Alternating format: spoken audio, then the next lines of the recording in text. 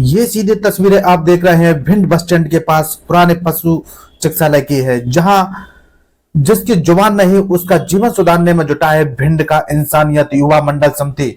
जी हां, इंसानियत समिति के संस्थापक अनंत इंसानियत से आज हुई बातचीत में उन्होंने कहा कि वर्ष 2012 में हम 4 लोगों ने शहर के बेसहारा घायल जानवरों को लाकर उन्हें ठीक करने की पहल शुरू की थी। धीरे धीरे काम के प्रति हमने अन्य युवाओं को जागरूक किया। आज हमारी टीम में लगभग 100 से ज्यादा लोग शामिल हैं, जो शहर में घूम रहे आवारा बंदर, कुत्ता, बिल्ली आदि अगर गंभीर रूप से घायल हो जाते हैं तो उन बेजुबानों को हमारी टीम पकड़ने जाती है। उसके बाद उन्हें इंसानियत अस्पताल में लाकर इलाज किया जाता है। इन पशुओं को भरण पोषण भी टीम के द्वारा ही किया जाता है। वर्तमान में अभी 1 सैकड़ा से अधिक बेजुबान जानवर अस्पताल में मौजूद हैं, जिनका इलाज विधिवत जारी है। हम आज ऐसे पशु प्रेमी युवाओं के बारे में बताने जा रहे हैं जो न सिर्फ जानवरों से प्यार करते हैं बल्कि उनका समर्पण व उन बेसहारा जानवरों के लिए है जो किसी हादसे का शिकार हो जाते हैं या गंभीर बीमार होते हैं और उनकी देखभाल के लिए कोई नहीं होता है। अपने नाम की तरह अपने मकसद को साकार कर रही है भिंड की इंसानियत युवा मंडल समिति। इन जानवरों को की देखभाल से लेकर इलाज तक का बीड़ा उठा रही है ये समिति।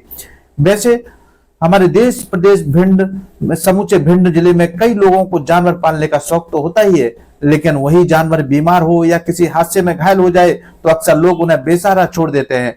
राह चलते किसी की टक्कर में कोई कुत्ता या बिल्ली चोटिल हो जाए तो उसे मरने के लिए सड़क पर छोड़ देते हैं।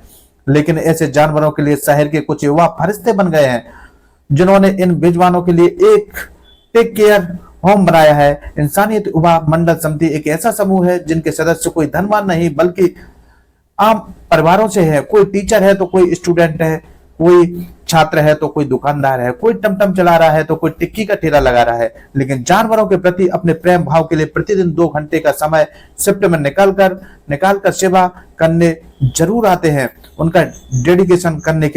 उनका डेडिकेशन इस बात से भी समझा जा सकता है कि सेवा भाव पर कभी कोई सवाल ना खड़ा हो, उनके काम में कोई व्यक्तिगत स्वार्थ ना हो आए। इस समूह के सदस्य अपने नाम के आगे सरनेम की जगह इंसानियत भी लिखते हैं।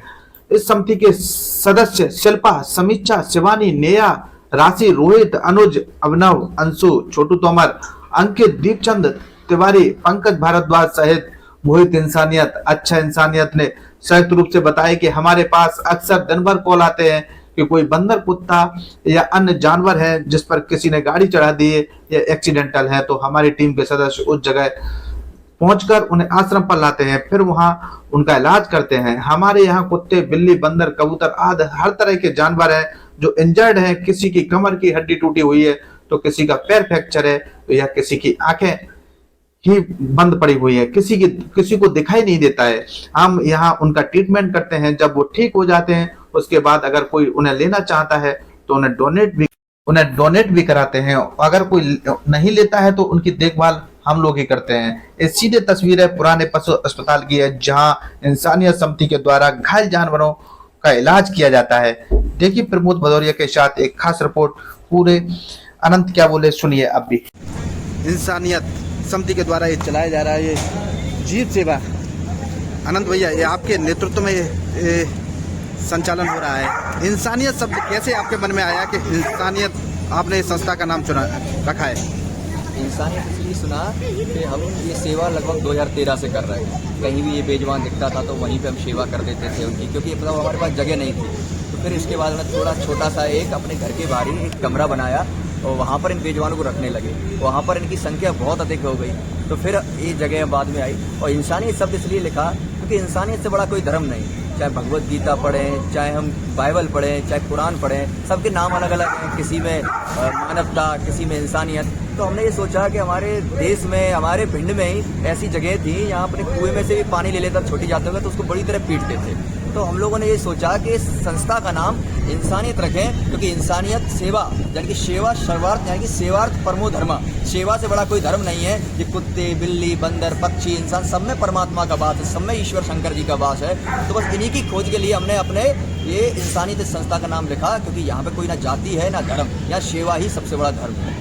ऐसा भी बताया जाता है जो आपकी टीम में जो सदस्य जुड़े हुए हैं उन्होंने अपने जाति के आगे भी इंसानियत शब्द रख लिया है। इसको लेकर क्या कहेंगे आप? वो इसलिए लिख लिया है कि परिवार से तो आधार कार्डों में सबके धर्म लिखे हुए हैं, वो ब्राह्मण है, वो ठाकुर है, वो वाल्मीकि है। इसलिए हम लोगों ने ये मुहिम चलाई कि हम लोग जो सरनेम के साथ जो इंसानियत लिख रहे हैं उसमें ये पता चले कि जिसके साथ इंसान लिखा है वो किसी धर्म जाति को नहीं मानता है, क्योंकि परमात्मा शंकर की कोई जाति नहीं है, उनके लिए सब समान है, चाहे वो हिंदू हो चाहे मुसलमान हो।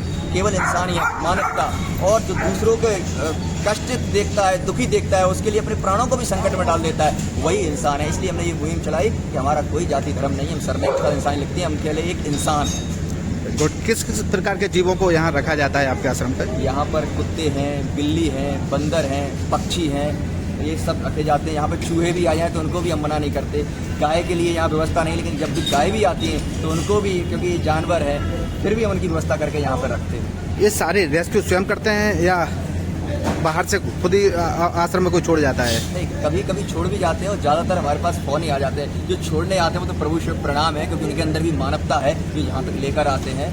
ज़्यादातर हमारे पास फ़ोन आते हैं, उनको हम रेस्क्यू करके आते हैं। रात को 10-10 बजे तक हमारे पास फ़ोन आते हैं। ये तमाम जो मैं देख रहा हूँ अभी, कुत्ते हैं, बिल्ली हैं, बंदर हैं, कबूतर है, तमाम जीव, इस भिंड के ही लोग आपके यहाँ रखने के लिए अलाउ है कि बाहर के लोग भी आते हैं यहाँ? नहीं, हमारे यहाँ भोपाल, इंदौर, शिवपुरी, अलीगढ़, इटावा, बहुत दूर दूर से यहाँ बेजुबान आते हैं और यहाँ पर रुकते भी हैं, सेवा भी करते हैं, वीडियो बनाते हैं। और यहाँ पर आकर वो कहते हैं कि ऐसी सेवा हमने कहीं नहीं देखी। कुछ समय पहले महाराष्ट्र से भी यहाँ पे लोग आए थे घूमने के लिए, तो उन्होंने कहा भिंड में कोई अच्छी जगह घूमे, तो यहाँ पे घूमने आए तो उनको बहुत अच्छा लगा। उन्होंने कहा हमारे यहाँ भी है, लेकिन ऐसी समर्पित भाव, ईश्वरीय भाव मानकर इनकी सेवा करना, ऐसा हमने कहीं नहीं देखा। मैंने देखा है आनंद भैया, कई जीव ऐसे हैं जिनको देखकर घृणा हो जाती है, और आपकी जो टीम है वो सेवा कर रही है, वो क्या देखते हैं इसमें?